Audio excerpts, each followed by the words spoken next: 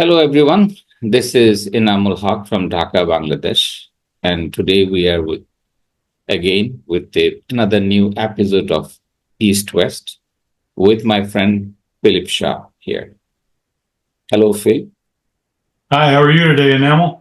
Very good, very good. So this month we thought that we should discuss the election, which is coming next month, the US election. This is an election that probably, I'm not sure, will change the world if Trump wins. And if Kamala wins, I'm not sure what are the new things she would bring. So, given this and given the whole world watching the US election closely, trying to understand the future change in the events of the world, let me hear from you because you live very close to the US border in Canada. So, let's hear from you your perspective on the election campaign, how it is proceeding, and how things may turn out depending on who wins. Phil. Well, thank you very much. Thank you very much, Dr. Hawk. It's a pleasure to be back again here talking to our East West viewers from Canada. And the American election is something that always affects Canada quite a bit simply because we are the Americans' biggest trading partner. And as I speak to you here now, I'm only about 17 kilometers away from the American border. So typically, when an American election happens, Canadians are very concerned about what's going to happen next. And in this particular election on November the 5th, we have former President Trump running against the Democratic Vice President Kamala Harris in an election that is really stark with regard to different styles of leadership. Mr. Trump, when he was president a few years ago, it was very roughshod all the time, and he was had his own particular way of running things, and it was completely different than any other American president. And at that time, he put on tariffs across on many countries' goods coming into the United States, including Canadian goods, including Chinese goods. And he had a rather cavalier way of running things.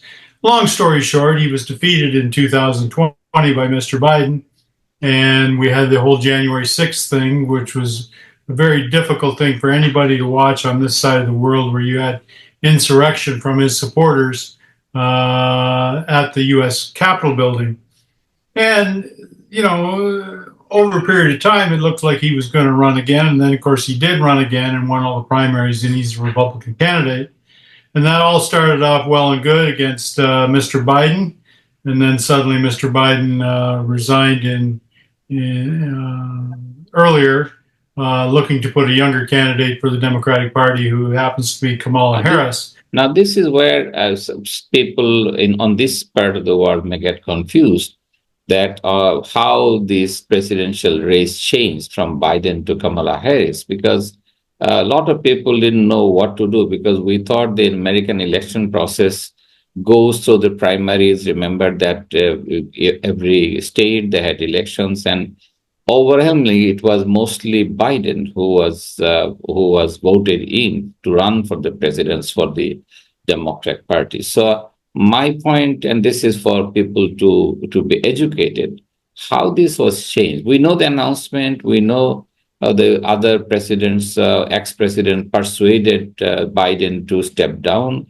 All these are true, but from a democratic electorate point of view, how do you define that? How do you see that? Well, keep in mind, I'm sure it would have to be left up to an American scholar to explain the technicals of all of that with regard to how that happened.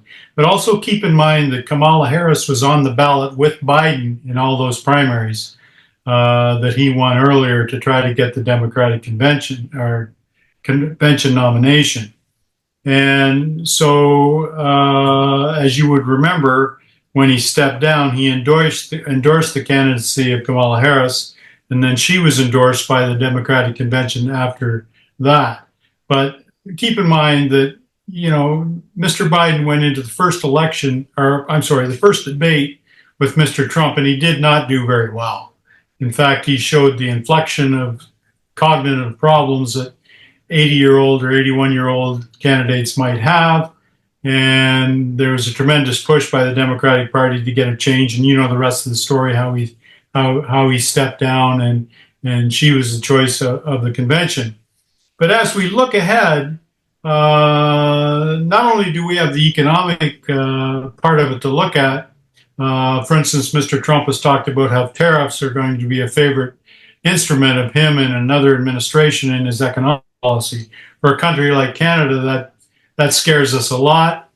He also has a lot of difficult things to say about China with regard to tariffs, and of course, there's lots of disinformation in between. In this part of the world, there's also a lot of illegal migrants on the southern U.S. border. We have them on the northern U.S. Canada border too, but it's a much bigger problem in the southern U.S. border. Regardless of how you feel about that, it's a big domestic issue in the United States. It's a big domestic issue, and Mr. Trump is on the side of that as being a lot harder with regard to that issue versus what Kamala Harris is. You Yeah, know, the that less is people that kill is is always a very good thing. yeah, that is something actually. I would say that Mr. Trump have been saying all the way.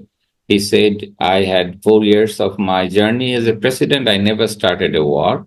Although he did take actions against Iran, if I remember, he did take actions. He was very he brought in fact, if I remember, he was given a red carpet reception in Beijing when he became the president, but he is the one that started the trade war with China. And it has been escalated to a point now. This is becoming a global issue for the whole world. Particularly, Chinese are very worried. If I think in terms of the Russian, particularly on Kiev, I believe he is going to end the war. I'm not sure what will happen in the Middle East because his stance on Middle East is completely different than Biden or Democrat Party. But I'm not sure what he will do. The Iran issue could again flare up. So I think depending on who wins, I don't see a peaceful world coming. That's my feeling for the rest of the world. It may be more peace, more prosperity from United States.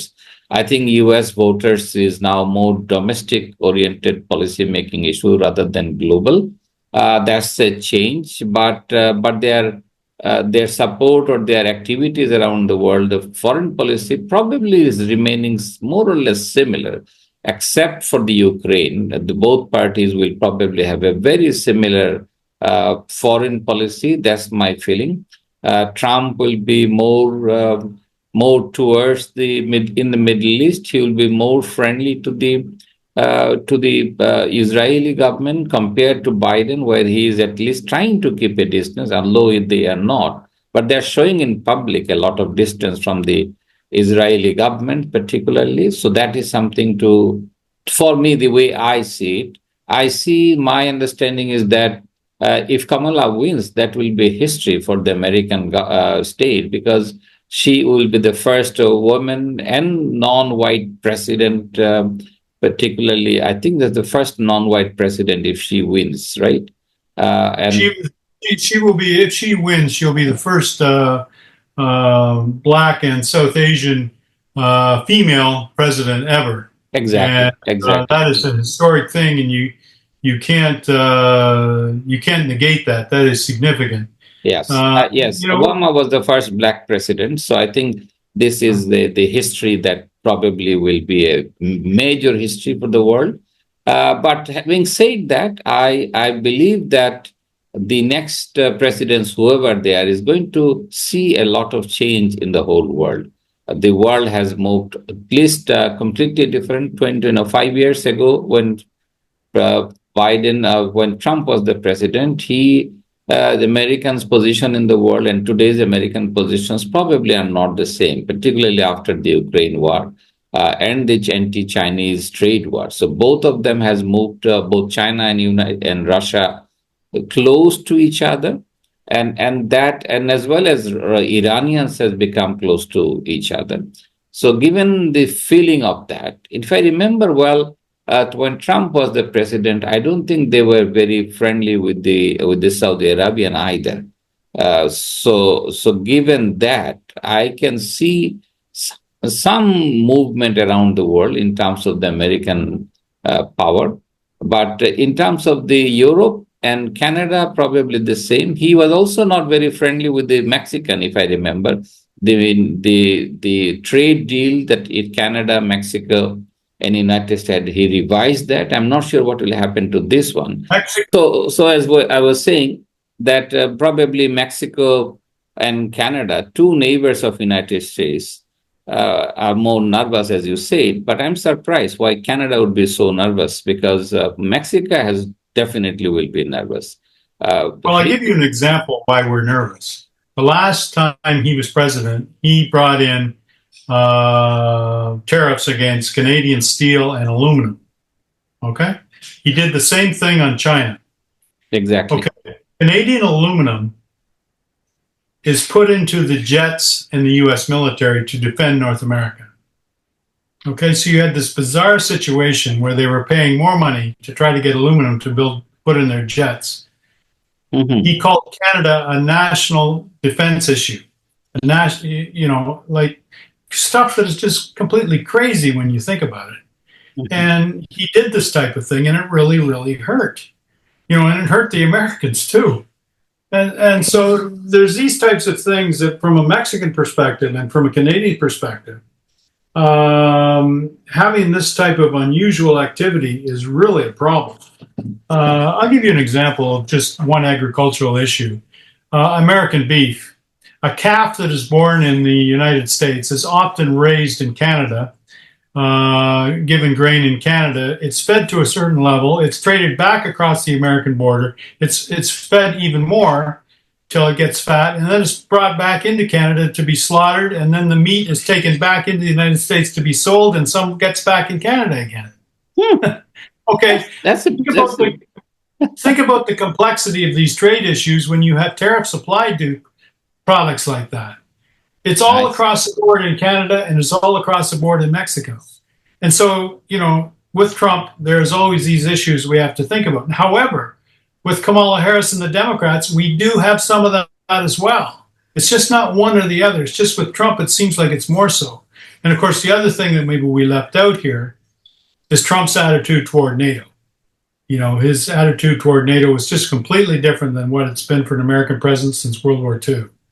He hasn't been very NATO friendly. And that's something that can completely upset the diplomacy throughout the world. So it's hard to say who's going to win. It's hard to say who's going to win because the polls are close. And with the Electoral College, just going to have to wait till November. I think the problem we have this time is, even after November 5th, if I call you up, will we know? I don't even know if we'll know who wins for quite some time. And will Mr. Trump accept it if he loses? So, these are the things that we have to think about. So given the discussion that we had, I thought that the global world has no new things coming with either one, because both of them are more domestic policy oriented, but Trump could be more threatening for the trade issues. Am I right? I think so. I think that's true. If you listen to him closely, and listen to both of them closely, especially in the next 2.5 weeks, because it's getting close. It's getting close now. And Mr. Trump's telling all kinds of stories about putting tariffs on French champagne and calling up President Macron and threatening him.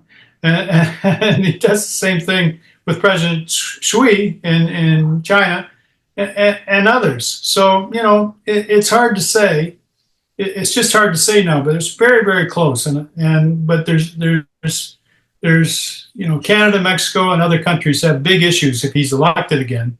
But keep in mind, with the Democrats elected, they do some of the same things, but not as loudly as Mr. Trump does.